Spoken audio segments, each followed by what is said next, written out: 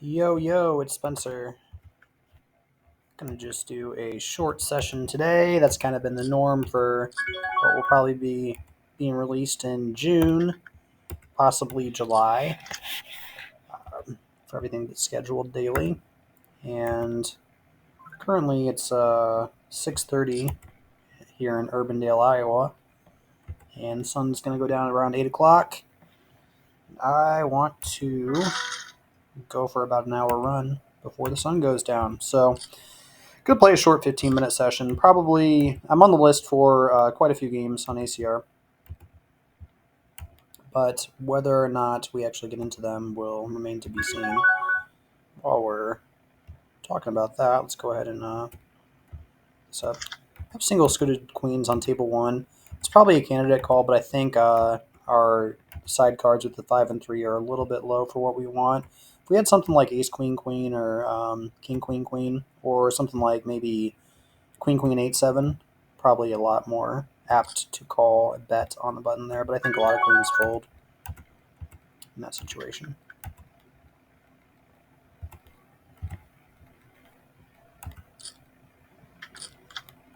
Expect this to be a pretty mellow session here. Cut off limp on table two. Pretty weak play. You don't want to come in weak limping in cash games really at any stack size. Maybe at like a 20 big blind type stack size. There's some reason for limps, but in general, not a lot of reason. Gonna fire turn here. Tough to check call. Better just to bet ourselves probably. Do get raised. That's the least thing that we wanted. Gonna call a bet with flush draw on table two. Probably kind of a weakish call, but can't do much against min raise here. This C. Hogan, I believe, has been kind of a persistent villain for us at 50 cent and a dollar. By persistent villain, I don't mean that he is particularly tough, but he is a known player and relatively tight after the turn is what our read is on him. I've seen nothing contrary to that read, so we're just going to give him a lot of credit there. Double suited hand on table 5. I don't think we need to defend with this low of suits, and the 2 and 3 in particular in your hand are very weak. High cards still matter in Omaha. Even when they're connected, you have a strong preference for having higher cards that are disconnected, that make higher flushes, make higher straights, things like that, as opposed to ever having a 2 or a 3 in your hand. That stuff matters. I'm going to call a bet on table 4. Very bottom of range, likely. Can donk on table 4. I think we're going to do that. Don't like the idea of check call, and our hand is able to bet. Going to connect with this board a lot more often than he does, and also draw to the nuts, which is a nice combination. There is a guy named Suhepx, who is a coach for Upswing Poker. He likes to talk about this concept where when you check raise flop, one of the most important concepts is making sure you're checking enough big hands and finding a wide enough check range on the turn. And this is a good example of when we just need to check as opposed to barreling. Table 1, just going to go for max value, I think. It's a little tough for him to have anything, but I somehow doubt that he folds flushes, and probably he just called with the straight. That's pretty off call there, I think. Take the action, though. I want to wait for a second for... Yeah, that's a rough call. Let's, I guess turn... Yeah, I guess everything but the river he does pretty okay in that hand. I'm going to make a quick note anyway. Let's make this a little bit smaller so we can see stuff. A little bit bigger so we can write stuff. Queen 10 7 on... I don't know exactly what this was. Gonna bet turn on table 5. No reason to continue slow playing, and our hand is strong enough to bet and call raise likely.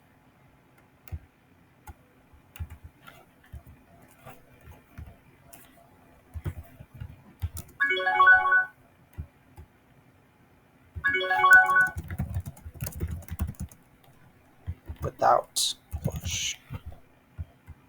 That's Munker syntax there. Anytime you use the exclamation point, that means without. I'll just type in without. Being too fancy there. Dumb. So smart, it's dumb. Alright, gonna open on table 2.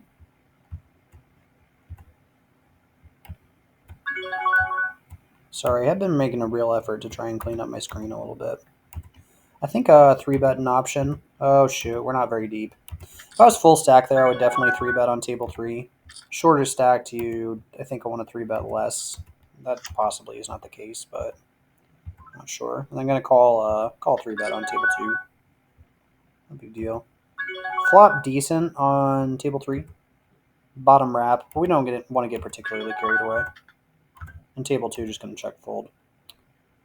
1, I think we are supposed to bet some flushes here, or some non-flush hands here for value. I don't know if this one's falling in there. We'll just see what happens here on the river. And then river, we're not going to be able to raise. We can bet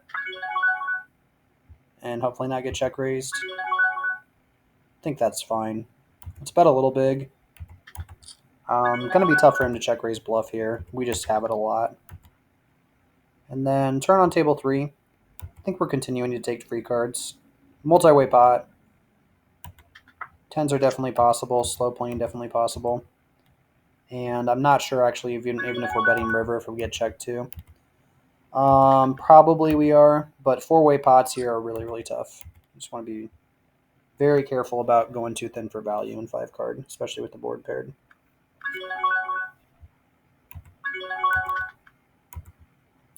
I think these queens are allowed to fold in the hijack on table 1.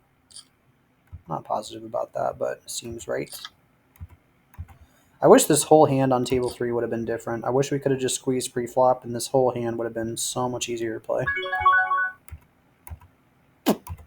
Gonna go for a little value on table 3.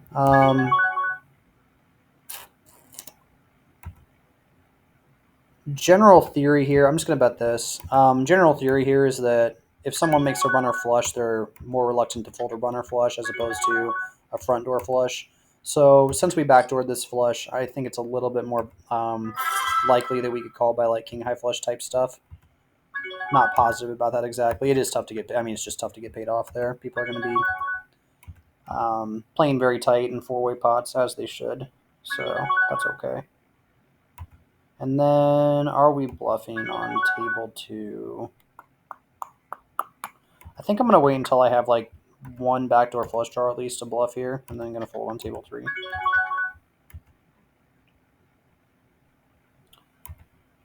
Bet versus check here. Whole reason I'm betting turn is that I think he's pretty unlikely to check raise bluff turn here, and there's going to be a lot of river cards that we're going to check back anyway. So on table 2, we're just basically getting value now before something like a king of spades comes down, and then we can't bet the river anymore. King of spades, 5 of diamonds, all sorts of crazy stuff. 9 of clubs, we're probably not betting the river. Get a low value on the turn if you can't get a river, or if you can't get river value. I think that works. Probably some exceptions to that rule. I guarantee you there are. Pot limit Omaha is a very, very complicated, very robust game, but I think in general that rule sort of works.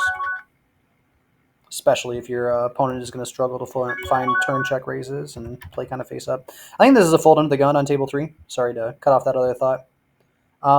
Slightly more connected and slightly higher suits, a little bit desirable. But this is probably close. Something like a 7 of hearts as opposed to a 6 of spades here probably makes this hand playable on 3. Still need to be studying 5-card more. Take all of my 5-card advice with a grain of salt. I am much less studied at 5-card than I am at any other poker game. I think I'm more studied in the field, but less studied than I would like to be, for sure.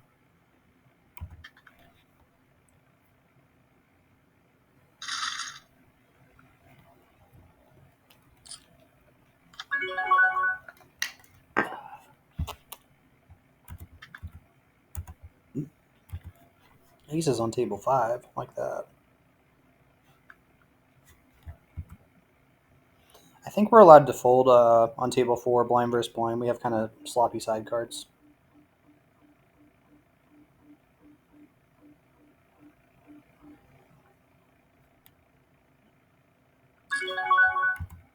Definitely allowed to fold versus a button raise. Oh, we got a walk on table 5. What a disaster.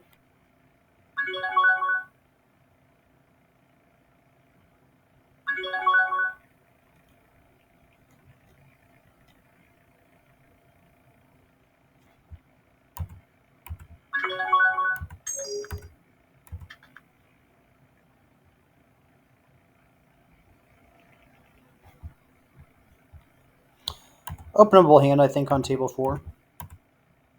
And then probably this is close to being an open.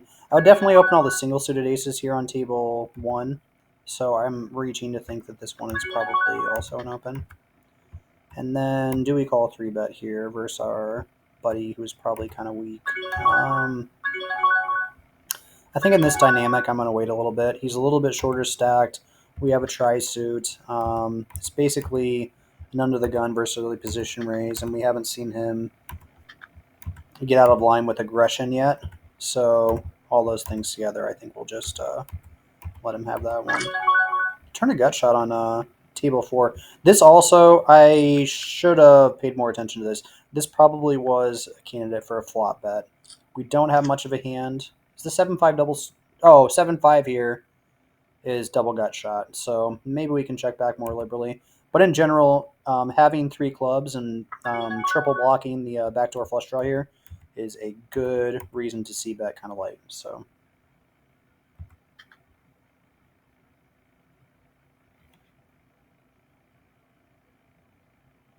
And then just building a pot here now on table 4.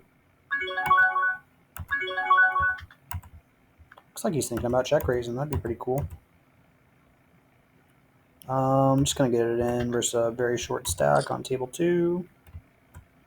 He's got us beat. Let's see if we can get lucky. And then I'm going to fold the mono suit there on table. Ooh. Wow, this is a roller coaster of a hand on table 2. Roller coaster indeed. Lead changes every street. Crazy.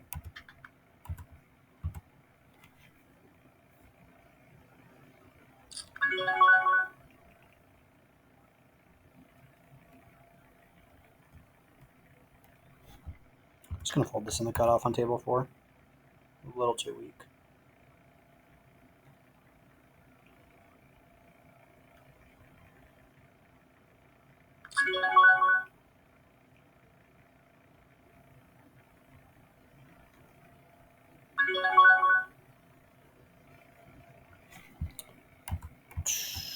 Gonna end up having to fold versus the 3-bet, I think, on table 1. That's just going to be aces a lot. And there's not a lot we can do. And then we'll flat in the cutoff here on table 5. And we're going to open in the cutoff on table 3. And fold in the small blind on table 2.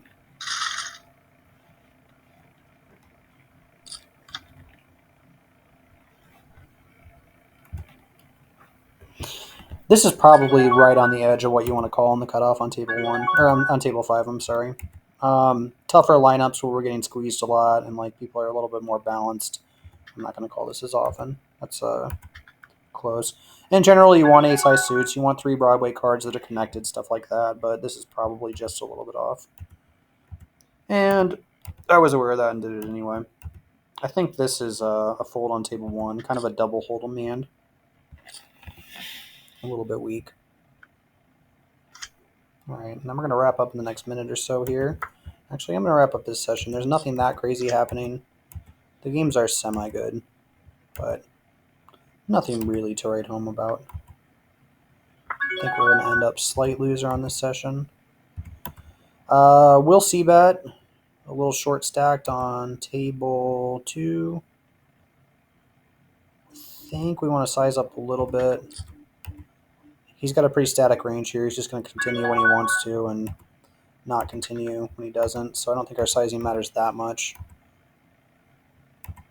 And since it doesn't matter that much, We'll just try and get some extra value from a pretty strong hand here. It's a pretty sweet situation to get called by King Jack there or worse hearts. Okay. All right, we'll finish up a couple hands here. We'll see what happens in this bomb pot. Obviously, just getting it in. Well, I don't know if it's that obvious, but rainbow board, we're going to get it in here. And occasionally be free rolled, but we'll rely on fold equity a little bit here and see what happens. Not that big of a deal. We have 90 big blinds each, and there was a 30 big blind pot. So at a 3 SPR here, I think it's fine to just get money in with the nuts, even if we don't have another nut redraw. And then what do we got here? Gut shot plus 6 high spades. All right, let's see if we're getting free rolled on table 4. We are way ahead on table 4. Let's see if we can knock this one down. Last hand of the stream here. Yeah, we do draw them dead on the turn there, so that'll work. And I'm going to be check folding on table 3. Last hands here. All right. Cool, cool, cool. Quick session result here. Oops, was that the right one? This is yesterday, I think. Quick session result, going to be up about 40 bucks. I don't know if that includes that last pot that we just won on table 4, but pretty solid 15 blinds per 100 over a very, very small sample size, and we will take it. Actually, we'll play a couple more hands here. Sorry, this always happens. Possible to squeeze on table 3. Let's go ahead and squeeze this one. And we're going to call on table 2. These last 2 hands are what we're doing. We'll see if we can lose here on stream since we were winning before. Rough board on 3. I don't know if we continue. Yeah, this is going to be disastrous last couple of hands here. Looks like. Possibly get a free card on 2. That would be the only way that we can win. I think in general, I think we do have some bets on table 3, but they're a little bit tough to find. Trying to decide whether to bluff or check fold on table 3. I think bluff slightly preferable here, and he either has hearts or he doesn't, I think, basically, so smaller size is probably okay. And now we get a bluff river, which is pretty cool. And we just probably pot. I think pot is good. I like that a lot. Let's go for it. See what happens. Make all of his full houses feel pretty bad here. Okay, cool. All right. God, we got aces on table 1. Table 4. Let's 3-bet, take this down, and just get done with this session. I got to start sitting out. Let's just do that instead. Haven't looked yet. Flop, good enough on table 4. Any flush draw with aces here is basically going to be relevant, and we do have some backdoor straight draws as well. So I'm just going to pot it off and see what happens.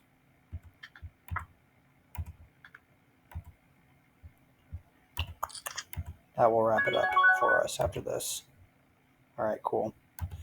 Okay, well, I am going to call it quits there. We'll do an updated little one here. Sorry, not very consistent with this stuff. Looks like we make a little bit of a heater continued here. End up making 200 bucks in 3 minutes there or something like that. Sometimes poker is real fun. So, all right. Thanks, everybody, for tuning in. Hope you have a great rest of your day. And we will, if all goes to plan, probably have another upload scheduled for the day after whenever this one gets uploaded. So, have a great day. We'll see ya. Peace out.